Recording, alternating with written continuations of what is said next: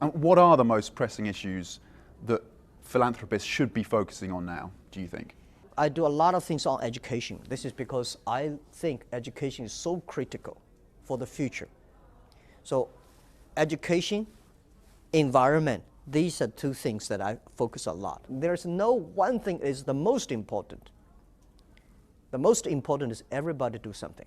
To what extent do you think your identity as an entrepreneur has been shaped and forged by your first love, your first job, which was, of course, as an English teacher? People don't like me talk a lot because I speak speak in the China and all the forums.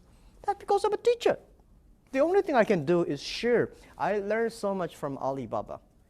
I learned so much from the Alibaba journey in the past 19 years. I think it's my responsibility to share. Whether people like it or don't like it, agree or disagree, it's okay. The thing is, you have to share because society give me so much resources, so much experience. You should not waste it.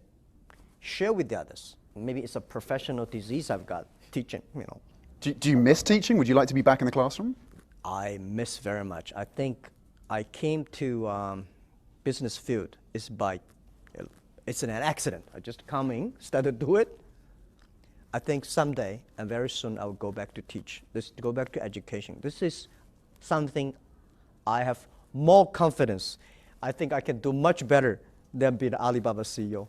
Well, that would be quite something. Oh yeah, I love that. I think this is why I prepared a Jack Ma Foundation, rural area teachers, headmasters, kindergartens, all these things that I've been preparing for 10 years.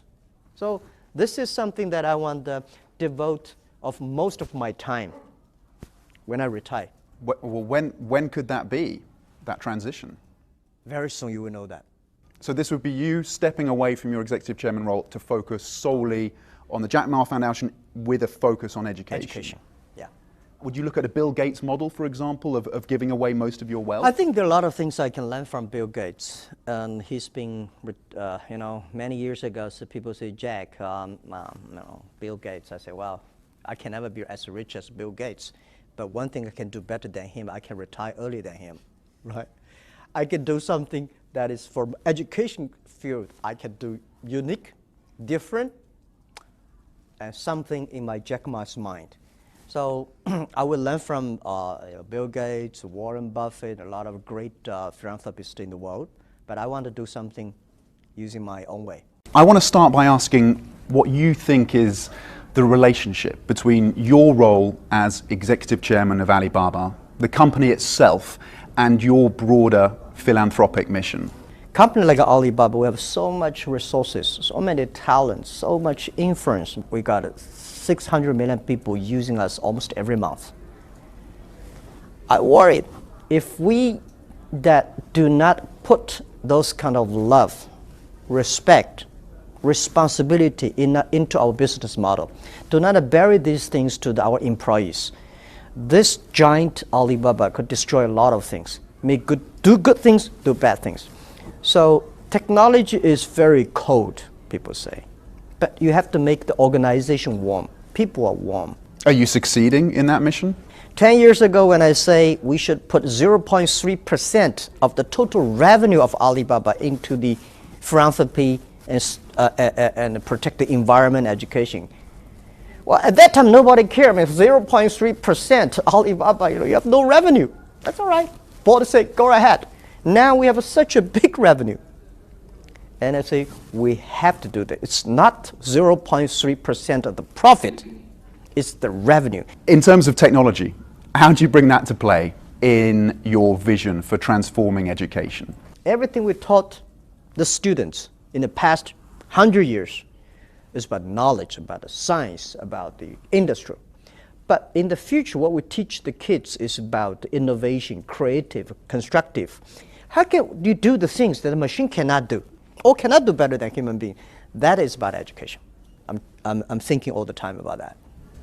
That would be a big focus for you. Yeah, I can be a teacher and a mentor to many young entrepreneurs. I don't call myself a successful business people, but I am very successful on life. I have gone through a lot of tough decisions, tough days. These can be very good for many young people. I'm not going to teach maths. I'm not going to teach English. I'm not going to teach business in the schools. But I'm going to teach young people how to face challenges. When you communicate with your counterparts in the West, can that help bridge divides? I hope so, and I think it will. There's one thing that we are all in common, that people in China, people in America, we all have the heart of love, respect, and trust. This is the common language we should have. As I said, the first technology revolution caused World War I. Second technology revolution caused World War II. Now we are third technology revolution. What happened? We should not have war, but if there's a war, the war should fight against the poverty, disease, environment. Should be together. We should find the common things that we're working together. That will build up the trust. It's easy to complain. It's easy to finger points. But we got somebody say, this is the problem. If we work together, it's the opportunity for all of us. And that is something that I hope I can do. You employ more women than many other tech companies in China. How important is gender equality for the company? Oh, it's so important. Last century, it's the competition of muscles. This century is the competition of wisdom, of experience, of care. We have like more than 50% of the employees in our company are women. 34% of senior management are women. This is one of the secret sources for Alibaba. We feel so proud that we have a lot of women leaders. It's the soft power in it. It's not the machine guns. It's the care.